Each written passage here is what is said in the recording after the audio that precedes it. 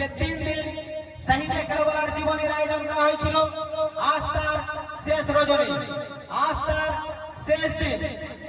ভক্ত জীবনীতে আপনাদের উপস্থিতি ও সক্রিয় সহযোগিতা একান্তভাবে কামনা করে কানাইপুর কমিটি, কানাইপুর ফায়দানে আহলের পরিচালনায় যে 3 দিন ইমাম হাসান হোসেন রাদিয়াল্লাহু তাআলা যে জীবনীর আয়োজন করা হয়েছিল, আজ তার শেষ দিন, আজ তার শেষ দিন।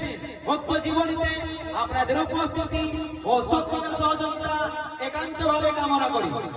জীবনীতে প্রধান অতিথি হিসাবে উপস্থিত থাকবেন রওনাঙ্গা স্টেজ আলে রসুল আওলাদে গাউসে আজম শাহজাদায়ে মাকদুমে আশরাফ কিছৌছা, ইঞ্জিনিয়ার শাহ সৈয়দ নবীল আশরাফ উল জিলানী, খানওয়াদায়ে আশরাফিয়া আশরাফ চৌক ইউপি।